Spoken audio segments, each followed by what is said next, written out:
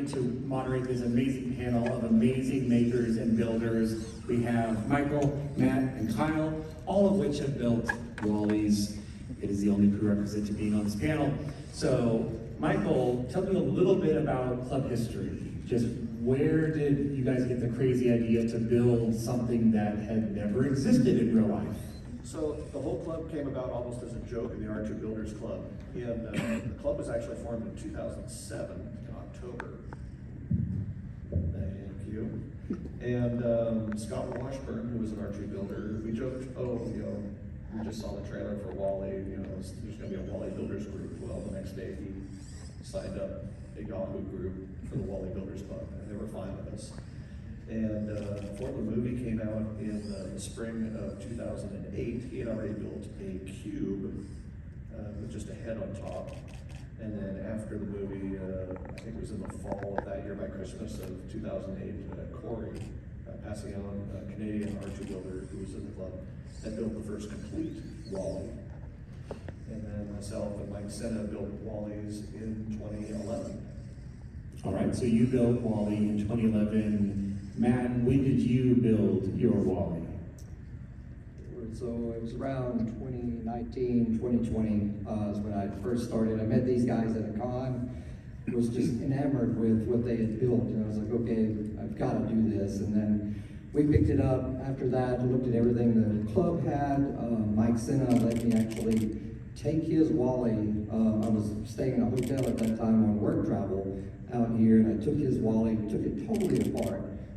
Sorry, Mike, but I didn't put it back together right, I hope. And we did all the measurements there. We then took that and turned it into full CAD models that we can now 3D print through the club.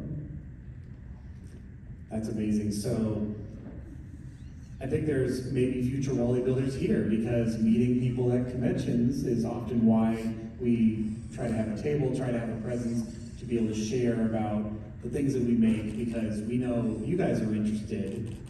And that leads us to why build Wally? Kyle, why did you build Wally?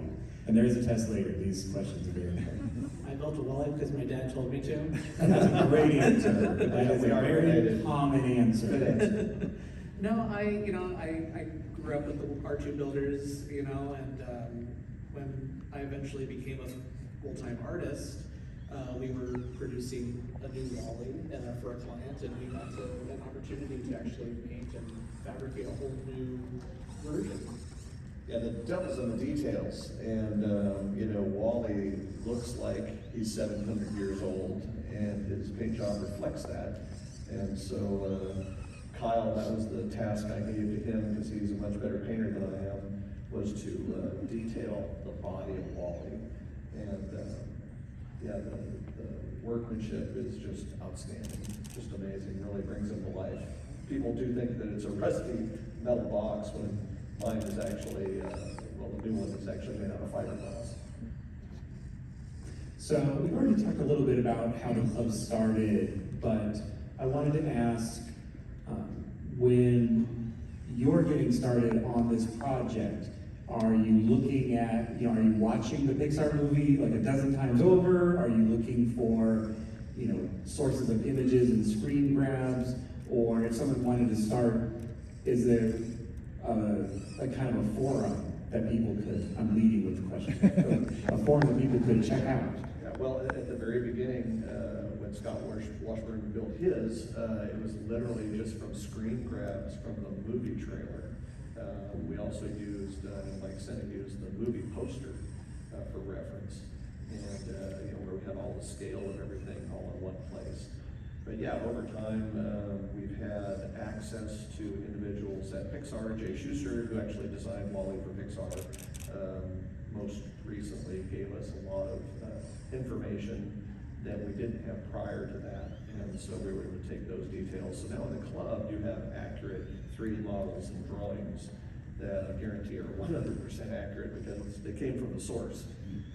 Now, prior to, hacking into Pixar's files to know exactly how big Wally is, I heard a rumor that actually measuring on screen the Rubik's Cube was one of the key telling for how big is Wally, because there's a lot of weird things around him, and getting a sense of scale. Often when people see Wall-E in real life, they're like, he's bigger than I thought he would be.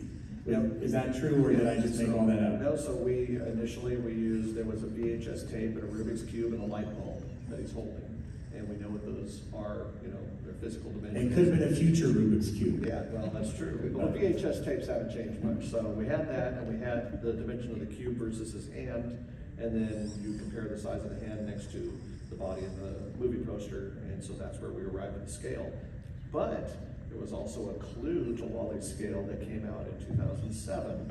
There was a website, By and Large website, which no longer exists, unfortunately, and they had a commercial for Wall-E when they were brand new. B&L was selling all these Wall-Es, and they talk about the volume of the trash cube. So we were able to do a little math and figure out the cube was a little over 14.25-inch cube. So then we also used that to reference the size of the body, because we do the opening of the body where the cube pops out. And so that pretty much matched the other dimensions we had. So we had, they were giving us the dimensions even before the movie ever came out. Introducing the all-new Wall-E from By and Large. Waste. Leave the world and your cares behind as the newest fleet of Wall-E units work in the harshest landscapes to clear even the toughest debris. Allocation. Wall-E's improved stacking capability allows it to construct space-effective towers, allowing for much-needed solar and elemental penetration to the topsoil. Load. With a storage capacity of 2,744 cubic inches and top speed of 30 miles per hour, Wall-E can output 1 cube of waste every 10 seconds. Lifter. Independent and adaptable suspension allows Wall-E to adjust to any terrain and carry the heaviest of loads with ease. Earth Class, designed for your world. So sit back, relax, and enjoy the stars. When you return, Earth will be waiting, even better than when you left it. Wall-E. Working to dig you out. That's so nice. Wall-E is a product of the By and Large Corporation, all rights reserved. Wall-E is not designed to function underwater in lunar gravity or an active... I control there. So that's awesome, yeah, so there, you never know where things are gonna come from reference, and yeah, calculating that cubic area is like the only math I'm sure you used in building Wall-E at all. Yeah, they made us. Yeah, no. Yeah. So, how's it going? So Matt, how's it going? Often when you have your Wall-E, would you consider your Wall-E done? Is it something you're perpetually upgrading or changing? Maybe the remote system? Yeah, I mean, this is version 3, so I mean, we're working on the next version now. I mean, I'm not a completionist, so I'm always trying to improve, and we always see things that we can improve on. Excellent. So we have a couple of different Wall-E builders here, Cricket and Phil. So you'll notice a lot of Wall-Es, like they look very similar, but the trained eye can spot slight differences. And Dave. So that takes us to where to start. This is, 10 minutes in, this is the question you guys actually wanted answered. So building your own Wall-E, you just look at this blueprint, take pictures of it right now. It'll be up for 20 seconds, and then I'll go on. No. So Kyle, besides your father telling you we're going to build Wall-E, where did you start as far as like the paint? Where did you go to Home Depot and look up every single color of yellow, or was it a little more nuanced than that? That's a great question. Please say yes. So, as we mentioned earlier, we did have a lot of reference that we were able to acquire from Pixar, and with that, we were able to, we have a, Lowe's, Home Depot, and another auto body paint service near us, and we just sort of experimented, and I think we eventually came, I think our particular yellow was kind of a mixture of like yellow striping paint that we use in like road work, and then we took like an orange, almost like amber orange, and we kind of just lightly coat just in little spots to kind of give it a bit more depth and make it look something that's a bit more worn and aged. Somewhere in the realm of like cat yellow, if you're familiar with like tractors and things, but a little more rusty. And then from there, once we have the base coat on, I just would go in, I basically just use acrylic paints and things like that, kind of hobby paints that you can get at like Walmart and, or any other hobby store. And, you know, I just meticulously, each panel at a time, basically I'd start with like the front or the side, and I just go through and figure out which layer I want to start with. So usually it's, you know, I want to start with like the chip, all where like the paint's chipped off, so like anything that's kind of dark gray. And then from there, you just add more layers, you add a bit more texture. In our case, my dad will actually go and kind of re-sculpt the body so that it's very dented and worn and textured. So it makes my job a lot easier because then I can just go in and basically just add to that texture. I can take something that looks a little worn and just by adding layers of paint, you know, make it look rusty, make it look muddy, make it look like rain, you know, washed down on it and ran, you know, greasy water along the side of the ridges or something. And so it's, you know, my recommendation is just start simple. Start with, you know, one detail, and then once you finish that detail, move on to the next one and the next one, and eventually you'll come to a stopping point, or you'll go mad. Yeah, when you see these guys, every little detail on them is hand painted. So that's what's unique about all of the different colors and the layers that we add to these things. Well, that's a bit of the outside. So talking about the inside of Wally. So Michael, I mean, here we see a plethora of parts. So when you're looking at Wally and you want him to do as much as possible, and it really comes down to all those internal mechanisms, is this all like custom fabrication, or are there a lot of parts that could be found electronic stores, you know, RIP Fry's, you know? Yeah, well, it depends on what you want to do. I mean, some people only want a static Wally just to sit in the corner of their room and you can 3D print that, put it together pretty quick. Those of us that want to have it drive, there are several different methods to make the drive systems work. I was using off-the-shelf motors, wheelchair motors for the original one, and speed controllers that were similar to what we use in the Archie Builders Club. But yeah, Matt, you know, they've developed as they've become much more sophisticated. Then of course the electronics are a little more custom, a little more expensive. The servo motors and things, you go from hobbyist level, I think in your early ones, to much more. Well, you can explain that a little bit. Yeah, as we went through the design, we started at the hobbyist level of using just your standard servos, and then we've moved up progressively as we've had different requirements on what we wanted to do. We found out the other servos weren't strong enough or didn't provide the smooth movements that we see with this guy here. That we try to achieve, you know, realism as you see in the way a human moves. Look, it's a kit. Just every single part right there. Right So now. easy. Yeah, this is one that Seth, the picture of Seth's droid that he had after everything was primed. So this is all the parts that go into this little guy. Plus there are probably another 50 parts comprise the body that you weld together to get that part of it. So, And I don't see any like drive systems. Yeah, the treads, These the are treads. all yeah, these are all just your 3D printed cosmetic. parts. Yeah. Yeah, you want to have some sort of a sturdy undercarriage. So the tracks, my tracks are held together with a steel frame. There's a steel frame underneath that supports the body, so that, you know, the body is more decorative as opposed to load bearing. And there's a lot of treads, so we're making either 3D printing them, or in my case, I 3D printed a few and then made a mold and cast them all in rubber. But there are some people that are actually 3D printing them in a rubber material. In the TP. Like TPU, yeah. Which is a type of filament, which I learned about yesterday, but. Come to the panel after. Yeah. Yeah. And we do plan on having a bit of Q&A at the end, so we find the best questions come from the audience. But yeah, we see here some of the internal components, often a massive drive piston to pivot or shake. Sometimes there's almost nothing inside Wally. But yeah, and like Michael was saying, casting, I mean, the treads have to carry a very heavy robot, across any terrain. So often a lot of metal parts.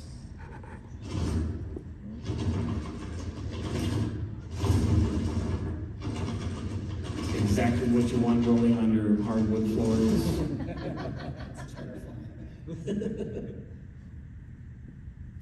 But at the end of the day, Wally is a happiness machine. He's so recognizable, so lovable. I mean, we started an hour before this panel to get up here because we knew we would get about 5 feet, and then a picture, and then 5 feet, and then a Wally, and then another 5 feet. So we built that into our day because he's such a character, such a performance piece. Like right now, I mean, Matt is performing him live for all of you right there. And it just creates a lot of special moments. Michael, give me maybe a New York moment Yeah, that you've had so with Wally. I took my Wally to New York. We shot Pixar in Real Life, which was on Disney Plus, and yeah, it was an amazing experience. What we found out quickly is that New Yorkers could care less about any celebrity. We were trying to cross 6th Avenue, so we had an army of people, literally.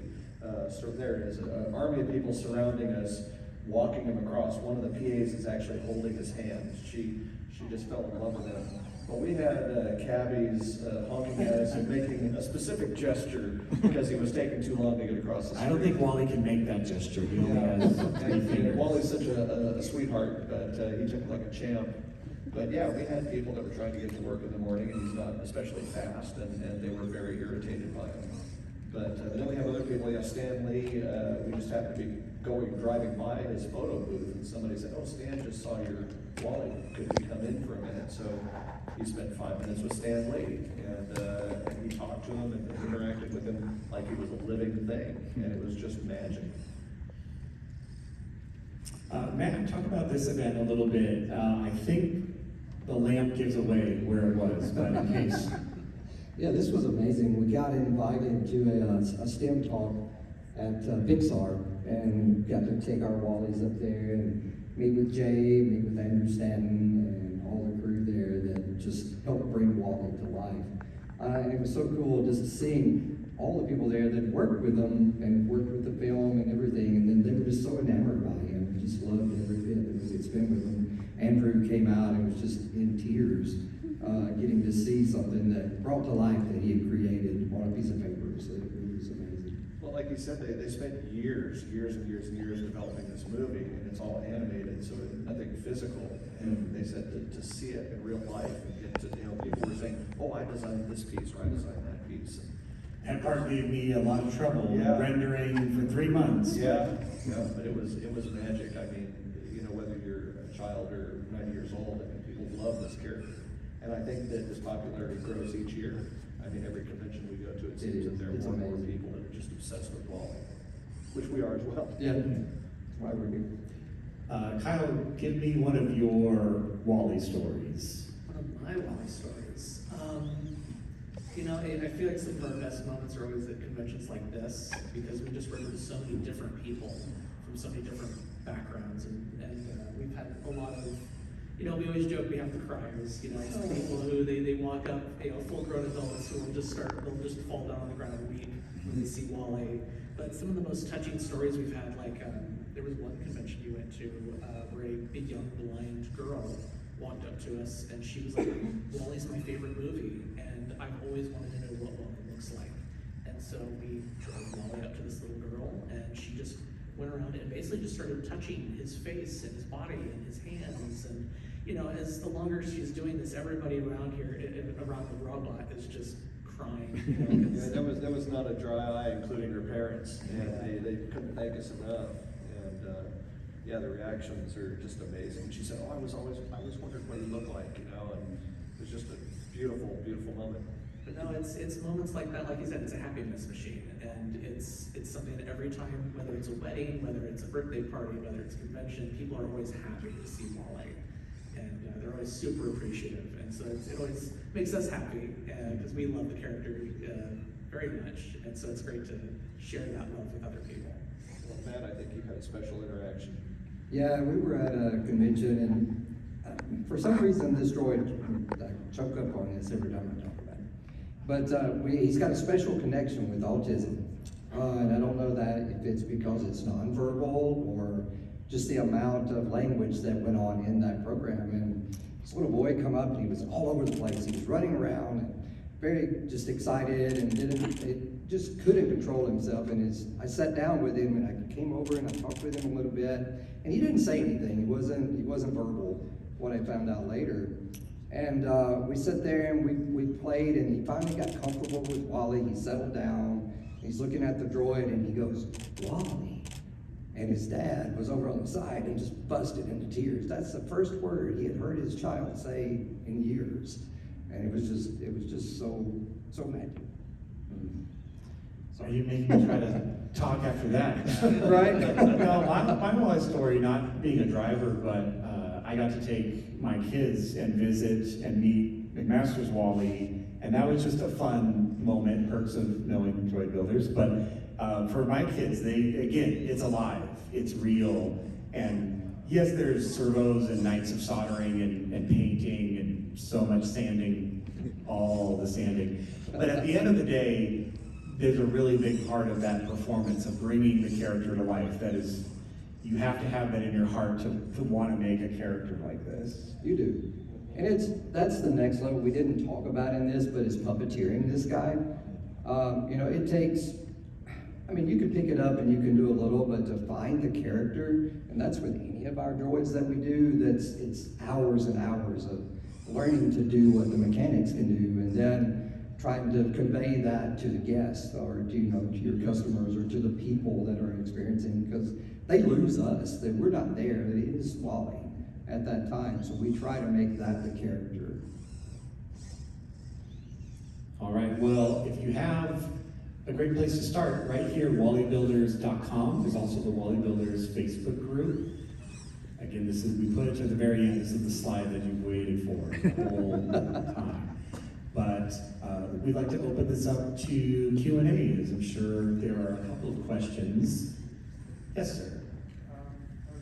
Two questions. One, how much does this Wally more or less weigh? And I saw that you guys had 3D printed parts. What size 3D printer did you guys use for that? So first starting with, how much does Wally weigh, if you know? This one weighs around 250 pounds, so he's pretty heavy. He's all metal interior, metal treads and track system and the motors, and then all the mechanics on the inside.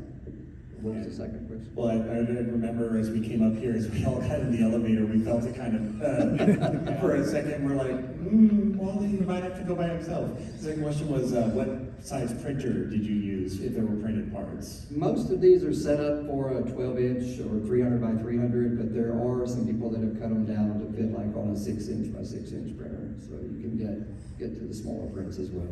Just takes longer. Just longer. Yes. Can you come up and use you guys form a line at the microphone maybe? Or people shout? Or if they Maybe. don't mind, I can Or we can repeat bring the, the I mic can to repeat the you. question as well. That's Yeah. What type of printer did you use? What type of printer? So it would be like a 3D printer. Yeah, I've used resin printers to make the treads, because it makes a nice smooth part, and then I recast those and mold them. I've used a bamboo printer, for a lot of parts. I have some older Creality printers that I used when we were making the body, because we needed to make, instead of making smaller pieces, I wanted to make larger pieces, just, made my job of assembly a little bit easier. And then, of course, in my case, I recast that so I could make fiberglass bodies, which we're hoping to eventually offer to the club. Yeah, there'll be a panel right after this one to discuss his 3D printing, so check that one out as well. Yeah. Yes. Would you spend a little bit of time talking about how you got the eye lenses to work and the depth of field in preparing the eyes? So that's all contributed to Seth Kelly, which was our designer for a lot of these parts, but it was just, it's a servo mechanism on the inside that uses two rods on the outside and just twists a barrel, so it rides on the inside. Are you using pre-prepared parts like binocular lenses, or are you actually crafting them yourself? No, all of this, almost everything on these guys is custom made. All of the metal systems on the inside, the designs, the outside mechanisms. I don't think there's any found parts that we're using at this scale for the aesthetics. Yeah, for my first one that I built in 2011, I actually found surplus, they were video projector lenses, and there was a pair of them. And I purchased those and they were way too heavy, so I had to gut them and take them apart. I did use pieces of them for the internals, but for the most part, it was plastic that we fabricated. And, you know, because the head has to be really lightweight because it all balances. You can see there's just a ball in the back that the head pivots on. So you can't have the front of it heavy because the head will just drop like a rock. Thank you.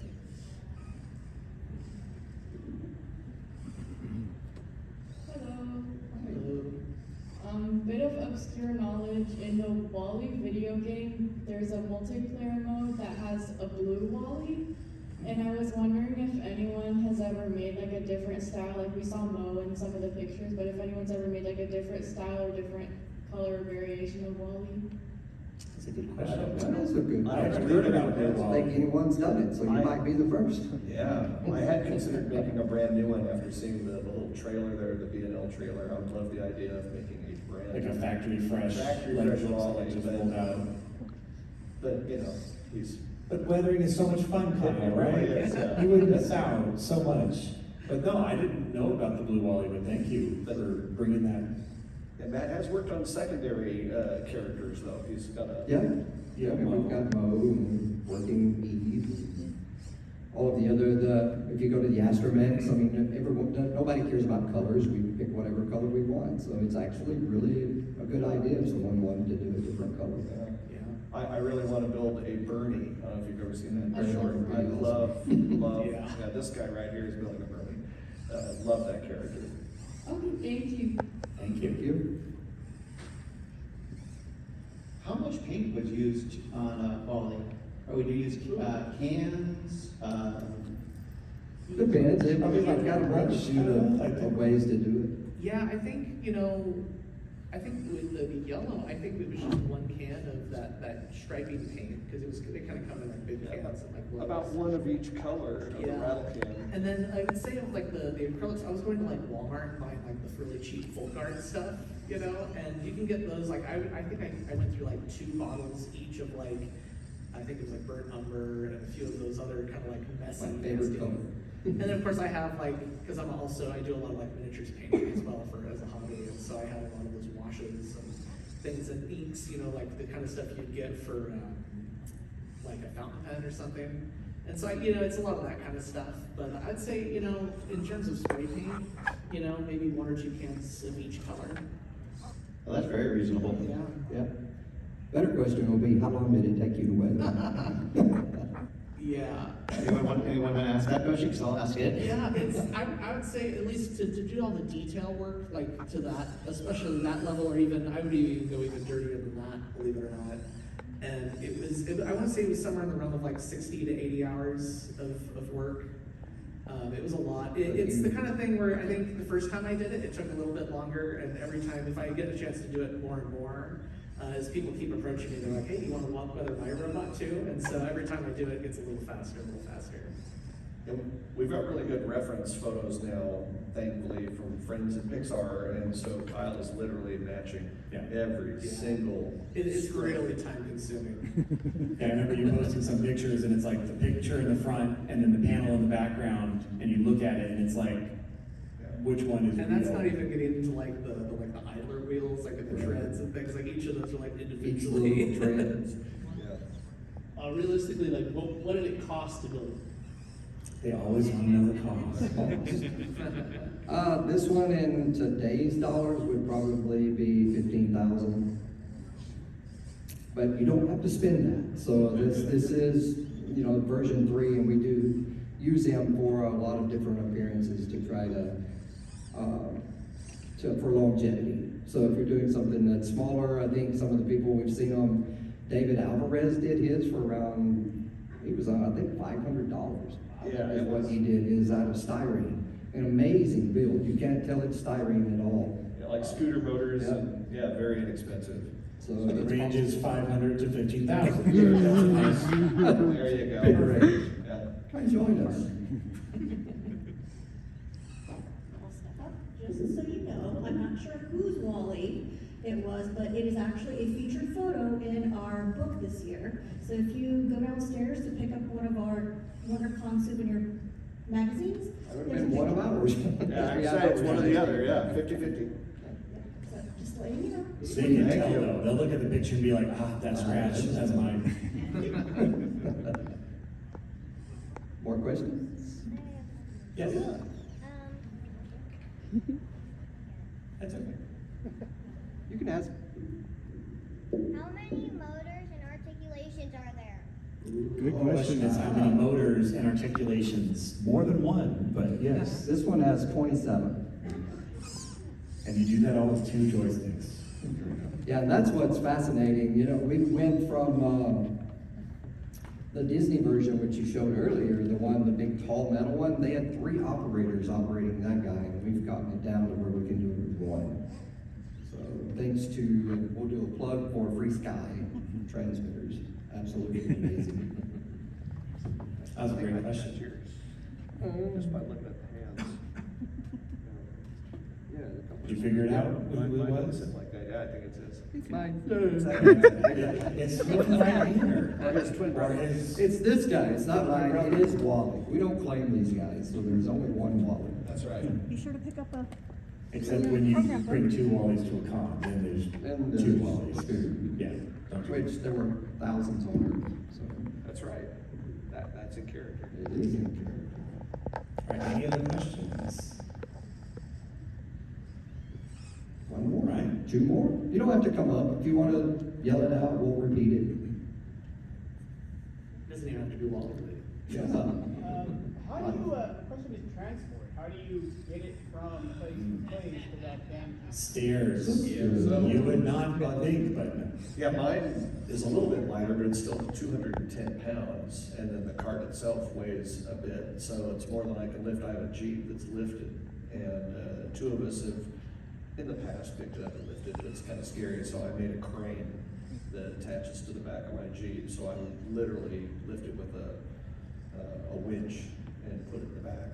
Yeah, I use lawnmower rounds for mine and just drive them up into the vehicle, so pretty cool. If the battery dies, then we're in trouble. And does Wally's treads fit through a standard sized door?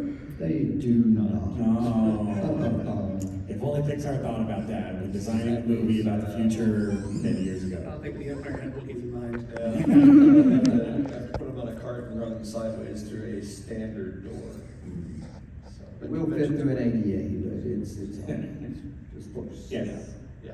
What would be a good starter build for someone that's never built anything like this with electronics? What would you recommend? So maybe like a, Mouse you know, like, droids. yeah.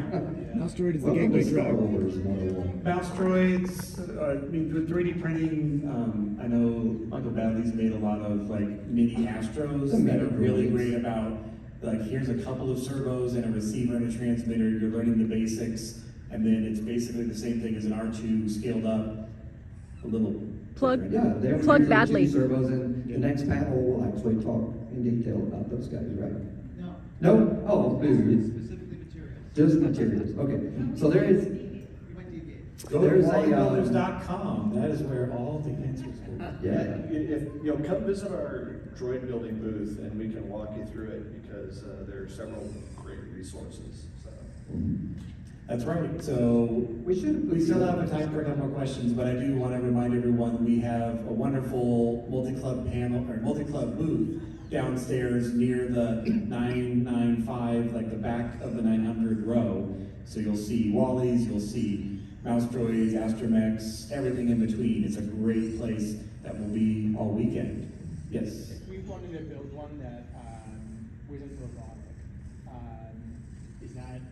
is the templates and stuff kind of available on here as well? And then we Yep. could just assemble just kind of a model? Mhm. Yeah. The full models are there, and then also all of the STLs are there. Yeah, so STLs are like files you would put into a 3D printer, like all the different pieces. But yeah, if you wanted for, a theater room or lawn ornament, whatever reason, it would all work. Learn about materials in the next panel. That's for a fiberglass one. Fiberglass. Yes. What's the most difficult part when assembling the Wally?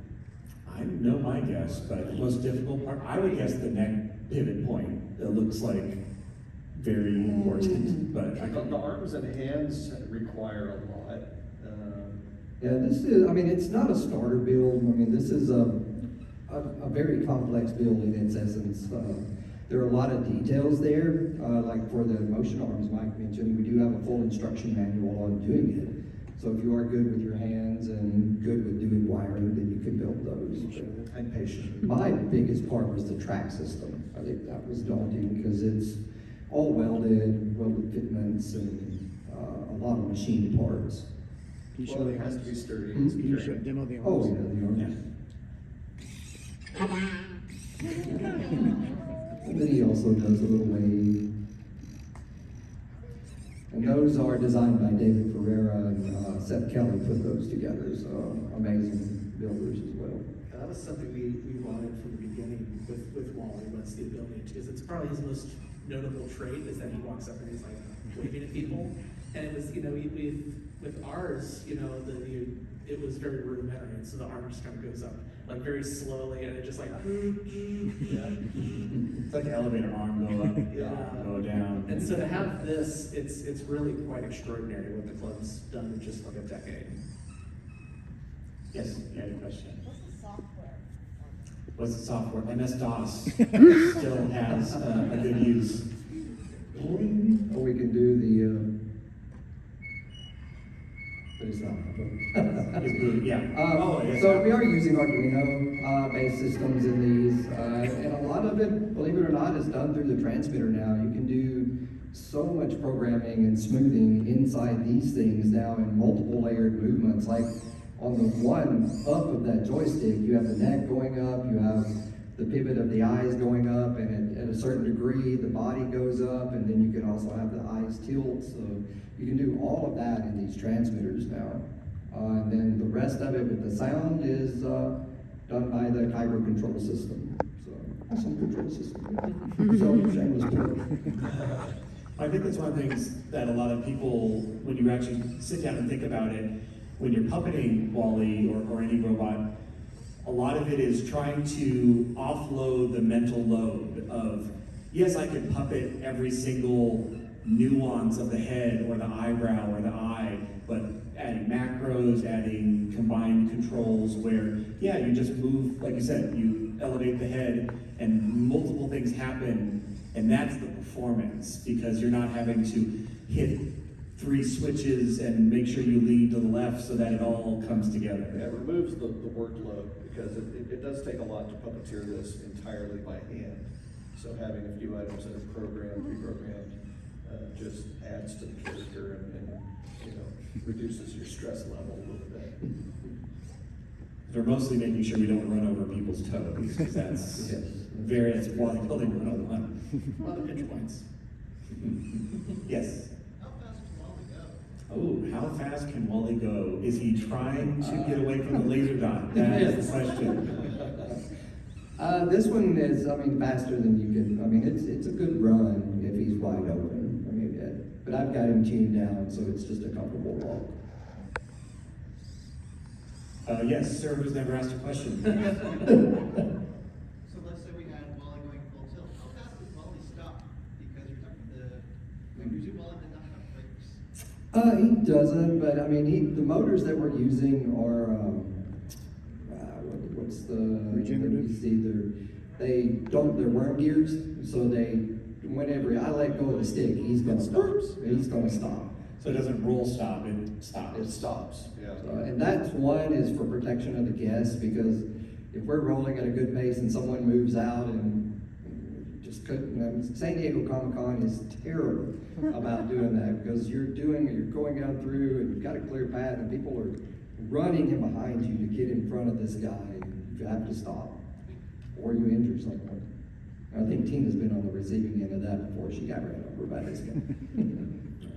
And they're still together. Yes.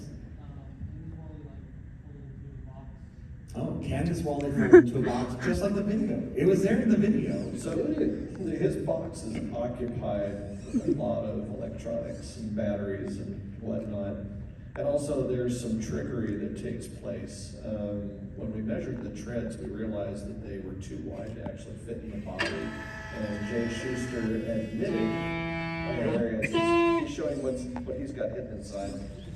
We found out that, the way they animate it, as the tracks come together or collide together where the body lifts up, the treads actually get narrower, so they can fit inside. Which So he can't unfortunately fit through a you can't standard do in the door, real and he world. can't put the treads inside the box. The treads can't do anything. Yeah. And, yeah, the structure that you would have that would support everything would have to go somewhere. If he was a TARDIS, maybe, but, as Stick well, on it the doesn't inside. quite work that way. But yeah, the movie opens up and it's a giant cavity for crushing garbage, so the electronics of the future are much more Where's the miniaturized. magic? Much more compact. I know when Seth was doing the design work for it, he was so meticulous. We had thousands and thousands of screenshots, and he was going through, and he'd be so mad.